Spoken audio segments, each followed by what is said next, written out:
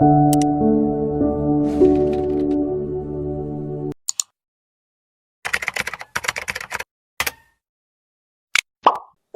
ഇന്ന് നമ്മൾ ദൈവഭയത്തെ കുറിച്ചാണ് ധ്യാനിക്കുകയും മനനം ചെയ്യുകയും ഒക്കെ ചെയ്യും.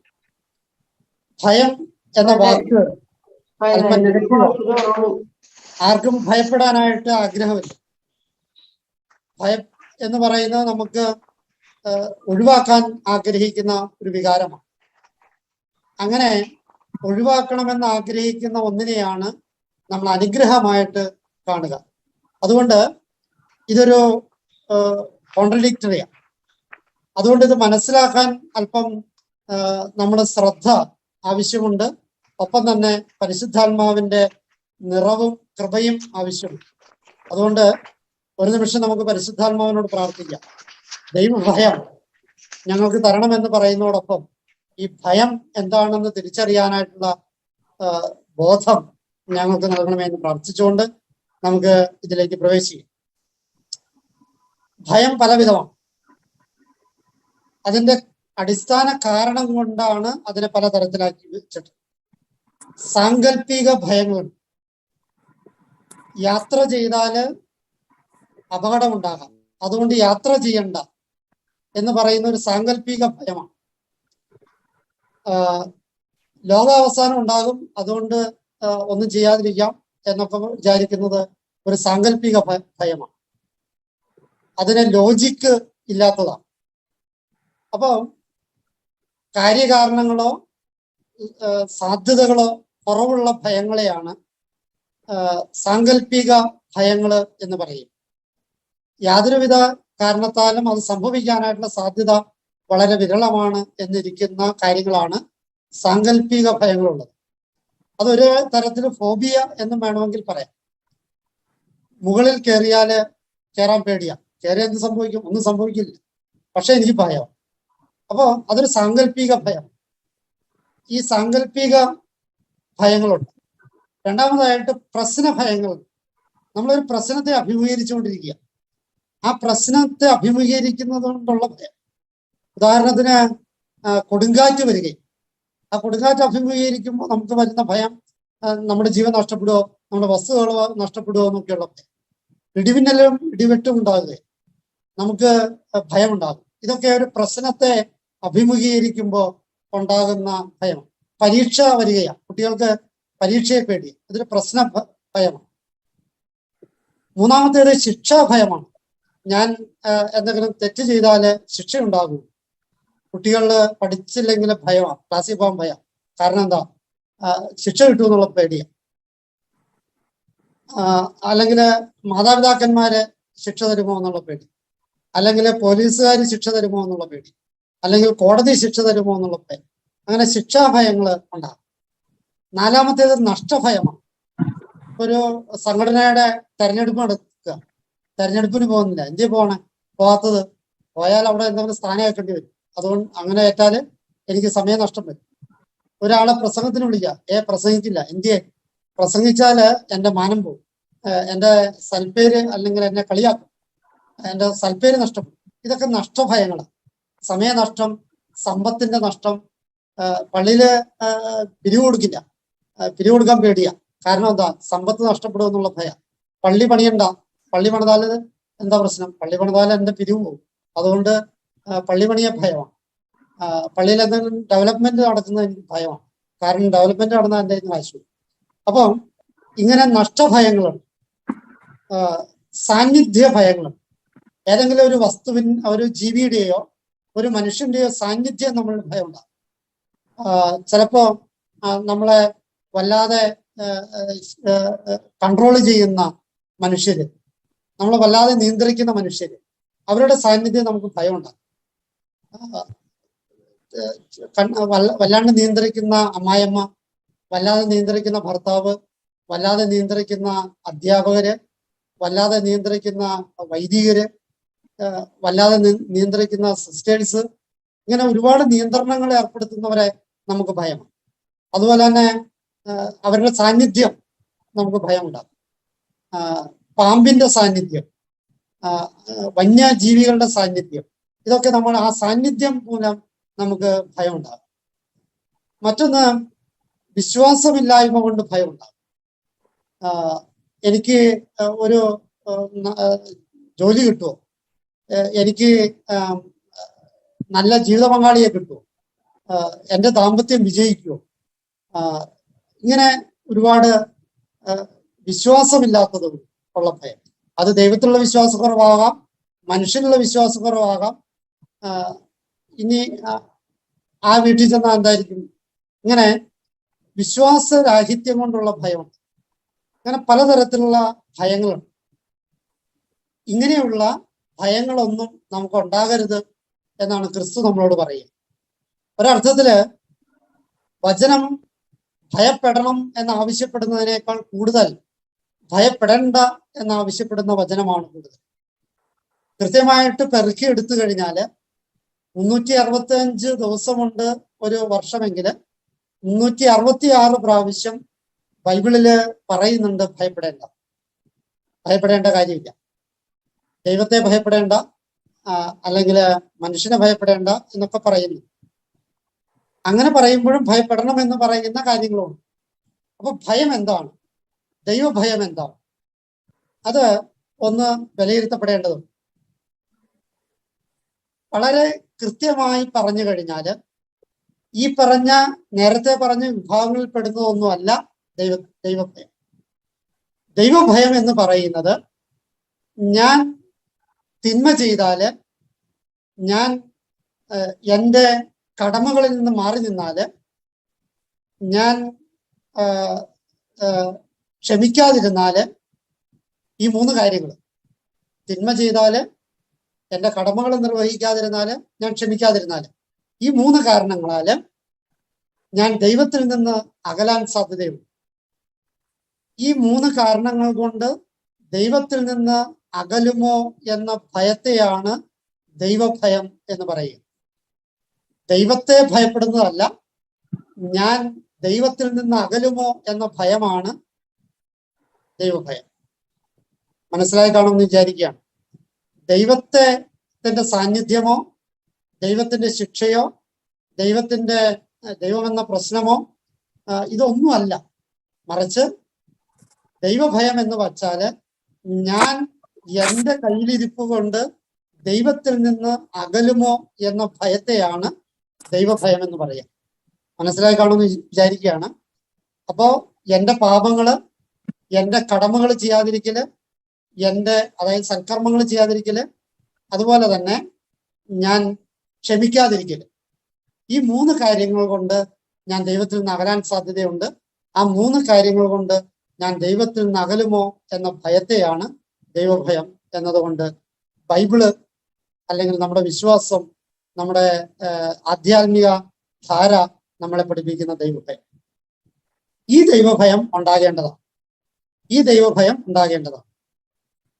ദൈവഭയം ഉണ്ടായില്ലെങ്കിൽ എന്ത് പറ്റും? ഒന്നാമതായിട്ട് തെറ്റുകൾ ചെയ്യും. എനിക്ക് തെറ്റ് ചെയ്താലും ഞാൻ ദൈവത്തിൽ നിന്ന് അകലില്ല എന്നൊരു വിചാരമാണ് എനിക്കുള്ളതെങ്കിൽ ഞാൻ തെറ്റ് ചെയ്യാനായിട്ടുള്ള സാധ്യത കൂടുതൽ. തെറ്റ് ചെയ്താലും കുമ്പസാരിച്ചാൽ മതിയല്ലോ എന്ന ചിന്ത ദൈവഭയം ഇല്ലായ്മയാണ്. അപ്പൊ ദൈവഭയം, ദൈവത്തിൽ നിന്ന് തെറ്റ് ചെയ്താല് ദൈവത്തിൽ നിന്ന് അകലും എന്ന വിചാരമില്ലായ്മയും, തെറ്റ് ചെയ്താലും വീണ്ടും രമ്യതപ്പെടാം എന്നുള്ള ആലോചനയും തെറ്റ് ചെയ്യാൻ പ്രോത്സാഹിപ്പിക്കുന്നതാണ്. അപ്പോ അങ്ങനെ തെറ്റ് ചെയ്യാൻ പ്രോത്സാഹിപ്പിക്കുന്ന കാര്യങ്ങള് ദൈവഭയം ഇല്ലാത്തത് കൊണ്ടാണ്, അത് പരിശുദ്ധാത്മാവിന്റെ ഈ ദാനം കിട്ടാത്തത് കൊണ്ടാണ് ഇങ്ങനെയുള്ള ചിന്തകൾ ഉണ്ടാകുക. ദൈവഭയം ഇല്ല എങ്കിൽ തെറ്റ് ചെയ്യാനായിട്ടുള്ള ടെൻഡൻസി കൂടുമെന്ന് മാത്രമല്ല, തെറ്റിനെ ന്യായീകരിക്കാനുള്ള ടെൻഡൻസിയും കൂടും. അതങ്ങനെ ചെയ്തുകൊണ്ട് തെറ്റല്ല, ഞാനത് ഇങ്ങനെ പറഞ്ഞത് ഇന്ന കാരണങ്ങൾ കൊണ്ടായതുകൊണ്ട് തെറ്റല്ല. എല്ലാത്തിനും കാരണമുണ്ടെന്നേ.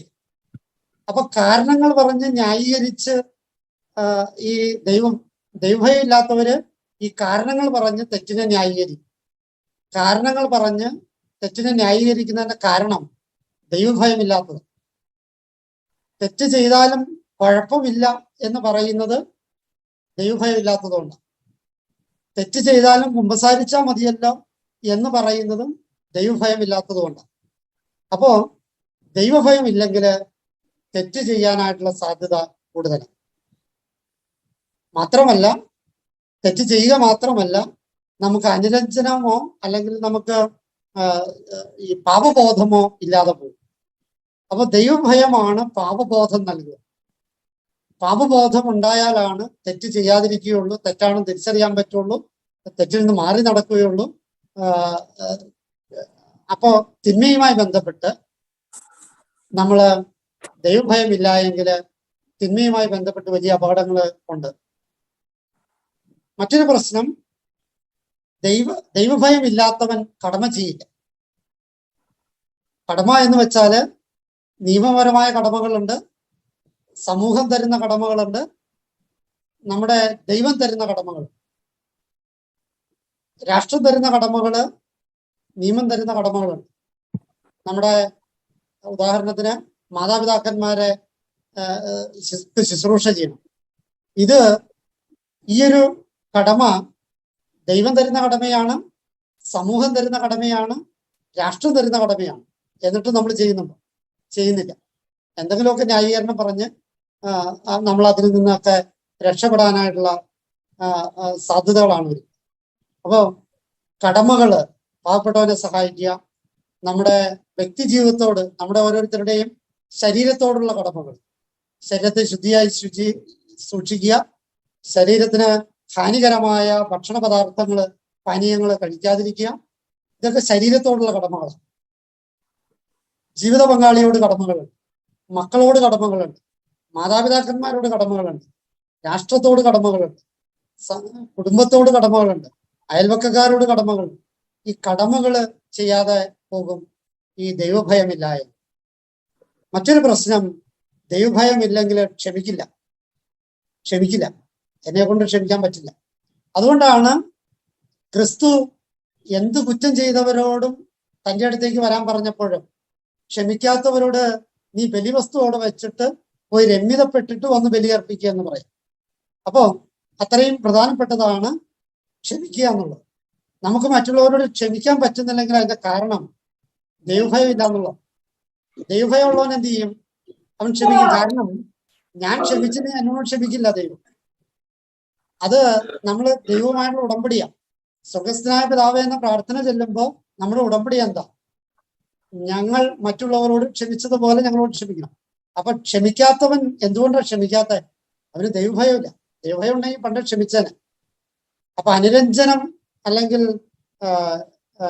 പാപബോധം അല്ലെങ്കിൽ അനുതാപം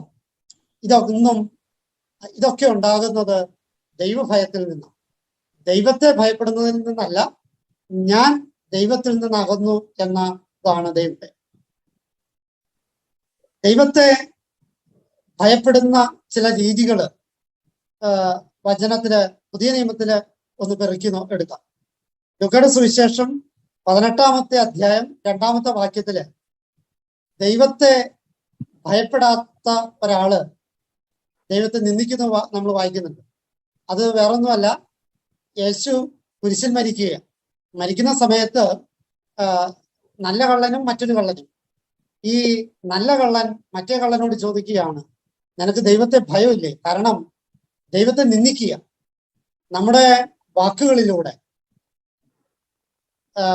സഭയെക്കുറിച്ച്, സഭാധികാരികളെ കുറിച്ച്, ദൈവത്തെക്കുറിച്ച് ഒക്കെ കുറ്റങ്ങളും പഴികളും ഒക്കെ പറയുമ്പോൾ, പ്രത്യേകിച്ച് ദുർബല മനസ്കരോട്, ഇത്തിരി വിവരവും വിദ്യാഭ്യാസമുണ്ട്, ഇത്തിരി ചിന്തിക്കുന്നവരോട് വേണമെങ്കിൽ പറയാം. പക്ഷേ ഈ ചെറിയവരിൽ ഒരുവന് ഉതപ്പ് കൊടുക്കുന്ന വിധത്തില് സംസാരിച്ചു കഴിഞ്ഞാല് അതൊരു പക്ഷേ ദൈവത്തിൽ നിന്നുള്ള അകൽച്ചയാണ്, നിരീശ്വര പ്രതികരണങ്ങള്. അപ്പൊ ദൈവത്തിൽ നിന്ന് അകറ്റുന്ന ദൈവദൂഷണങ്ങള്, രാക്കുകള്, ഇതൊക്കെ ദൈവഭയം ഇല്ലാത്തതുകൊണ്ട് സംഭവിക്കുന്നു. ദൈവത്തെ അപമാനിക്കല്, ദൈവത്തെ ചോദ്യം ചെയ്യല്, ഇതൊക്കെ ദൈവഭയം ഇല്ലാത്തതുകൊണ്ടാണ്. അപ്പൊ കുരിശിൽ തൂങ്ങിയ നല്ല കള്ളൻ ചോദിച്ച ചോദ്യം നമ്മെ ഓർമ്മപ്പെടുത്തുന്ന ഒരു കാര്യം, ദൈവഭയം ഇല്ലെങ്കിൽ ദൈവത്തെ പഴിചാരും, ദൈവത്തെ കുറ്റപ്പെടുത്തും, ദൈവത്തെ ആക്ഷേപിക്കും, ദൈവിക കാര്യങ്ങളെ കുറിച്ച് തരം താണ് സംസാരിക്കും. വീണ്ടും നമ്മൾ കാണുന്നത്, വിശ്വാസമുള്ള മനുഷ്യരൊക്കെ ദൈവഭയമുള്ളവരായിട്ടാണ് വ്യാഖ്യാനിക്കപ്പെടുക. പൗലോസ് അപ്പോസ്തലൻ അന്ത്യോക്യയിലെ വിശ്വാസികളെ അഭിസംബോധന ചെയ്യുന്നത് നടപടി പുസ്തകത്തിൽ നമ്മൾ വായിക്കുന്നുണ്ട്. 13-ാമത്തെ അധ്യായം 16-ാമത്തെ വാക്യത്തിൽ വായിക്കുകയാണ്, ഇസ്രായേൽ ജനമേ ദൈവത്തെ ഭയപ്പെടുന്നവർ. അപ്പൊ ദൈവത്തെ ഭയപ്പെടുക എന്ന് പറയുന്നത് ദൈവത്തെ ഭയപ്പെടലല്ല, ദൈവഭയം. അതായത് ഞാൻ ദൈവത്തിൽ നിന്ന് അകലുമോ എന്റെ ചെയ്തികൾ കൊണ്ട് എന്നുള്ള ഭയം, ദൈവഭയം. ദൈവത്തെ ഭയപ്പെടലല്ല, അത് ദൈവഭയമാണ്. ആ ഭയം വിശ്വാസിയുടെ മുഖമുദ്രയായിരിക്കണം എന്ന് പൗലോസ് അപ്പോസ്തലൻ ഓർമ്മപ്പെടുത്തുകയാണ്. അതുപോലെ തന്നെ ദൈവത്തോടുള്ള ദൈവബന്ധത്തില് ഈ ഭയം എപ്പോഴും ഉണ്ടാകണം എന്ന് പത്രോസിന്റെ 1-ാം ലേഖനം 2-ാമത്തെ അധ്യായം 17-ാമത്തെ വാക്യത്തിൽ പറയുകയാണ്. സഹോദരരോട് സ്നേഹമുണ്ടാകണം, എല്ലാ മനുഷ്യരെയും ആദരിക്കണം, ദൈവത്തോട് ഭയമുണ്ടാകണം, രാജാവിനെ ബഹുമാനിക്കണം. അപ്പം അങ്ങനെ ചില പെരുമാറ്റച്ചട്ടങ്ങള് പത്രോസിന്റെ ലേഖനത്തില് നമ്മൾ വായിക്കുന്നു. വെളിപാടിന്റെ പുസ്തകത്തില് ഈ ദൈവഭയമുള്ളവർക്കൊക്കെയുള്ള ഒരു സ്വഭാവത്തെ പ്രത്യേകമായിട്ട് പറയുന്നുണ്ട്. അതൊന്ന് ദൈവത്തെ മഹത്വപ്പെടുത്തുക എന്നുള്ളത്. ദൈവഭയമുള്ളവര് ദൈവത്തെ മഹത്വപ്പെടുത്തും. അപ്പൊ ദൈവത്തെ ആരെങ്കിലും മഹത്വപ്പെടുത്താതെ ഉണ്ടെങ്കിൽ അതിന്റെ കാരണം ദൈവഭയമാണ്. വെളിപാടിന്റെ പുസ്തകം 14-ാമത്തെ അധ്യായം 7-ാമത്തെ വാക്യത്തിൽ വായിക്കുകയാണ്, ദൈവത്തെ ഭയപ്പെടുകയും അവിടുത്തേക്ക് മഹത്വം നൽകുകയും ചെയ്യും, എന്തെന്നാൽ അവിടുത്തെ വിധിയുടെ സമയം വന്നിരിക്കും. ഈ വിധിയുടെ സമയം ദൈവഭയത്തിന്റെ ഫലം കൊയ്യുന്ന കാലമാണ്. ദൈവഭയത്തോടുകൂടി ജീവിച്ചിട്ടുണ്ടെങ്കിൽ വിധിയുടെ സമയത്ത് ദൈവത്തെ മഹത്വപ്പെടുത്താനായിട്ടുള്ള സാധ്യതയുണ്ടാകും. അപ്പൊ ഇഹത്തിലും പരത്തിലും ദൈവത്തെ മഹത്വപ്പെടുത്താനായിട്ട് വഴിയൊരുക്കുന്നതാണ് ദൈവഭയം എന്ന് സാരം. അവസാനമായി വെളിപാടിന്റെ പുസ്തകം 19-ാമത്തെ അധ്യായത്തില് 5-ാമത്തെ വാക്യത്തിൽ നമ്മൾ വായിക്കുകയാണ്, ദൈവത്തിന്റെ ദാസരും അവിടുത്തെ ഭയപ്പെടുന്നവരും ചെറിയവരും വലിയവരുമായ എല്ലാവരും ദൈവത്തെ സ്തുതിക്കും. അപ്പൊ ദൈവത്തെ സ്തുതിക്കാനായിട്ട് ഇഹത്തിലായിക്കോട്ടെ പരത്തിലായിക്കോട്ടെ ദൈവത്തെ സ്തുതിക്കാനായിട്ടുള്ള ഒരു സാധ്യത ഒരുക്കുന്നത് ഈ ദൈവഭയമുള്ളവർക്ക് മാത്രമേ ദൈവത്തെ സ്തുതിക്കാനായിട്ട് പറ്റൂ. അപ്പൊ ദൈവത്തെ മഹത്വപ്പെടുത്താനും ദൈവത്തെ സ്തുതിക്കാനും നമുക്ക് സാധിക്കണമെങ്കിൽ ഈ ദൈവഭയം നമ്മളുണ്ടാകണം. പറഞ്ഞതിന്റെ ചുരുക്കം ഇതാണ്, ദൈവത്തോടുള്ള ഭയം അല്ല ദൈവഭയം എന്ന് പറയുന്നത്, ദൈവത്തെ ഭയപ്പെടലല്ല ദൈവഭയം എന്ന് പറയുന്നത്. മറിച്ച് ദൈവഭയം എന്ന് പറയുന്നത് എൻ്റെ പാപങ്ങൾ കൊണ്ടോ എൻ്റെ കടമകളുടെ നിർവഹിക്കാതിരിക്കൽ കൊണ്ടോ എൻ്റെ ക്ഷമിക്കാതിരിക്കൽ കൊണ്ടോ ഞാൻ ദൈവത്തിൽ നിന്ന് അകലുമോ എന്നുള്ള ഭയമാണ് ദൈവഭയം. ആ ഭയം ഉണ്ടെങ്കിലാണ് വിശുദ്ധിയുടെ പടവുകൾ നമുക്ക് കയറാനായിട്ട് സാധിക്കുകയുള്ളൂ, നമുക്ക് ദൈവത്തെ മഹത്വപ്പെടുത്താനായിട്ട് സാധിക്കുകയുള്ളൂ, നമുക്ക് ദൈവത്തെ സ്തുതിക്കാനായിട്ട് സാധിക്കുകയുള്ളൂ. ദൈവ ഭയത്തോടെ ജീവിക്കാനുള്ള കൃപ തമ്പുരാൻ തരട്ടെ. പിതാവിന്റെയും പുത്രന്റെയും പരിശുദ്ധാത്മാവിന്റെയും നാമത്തിൽ ആമേൻ.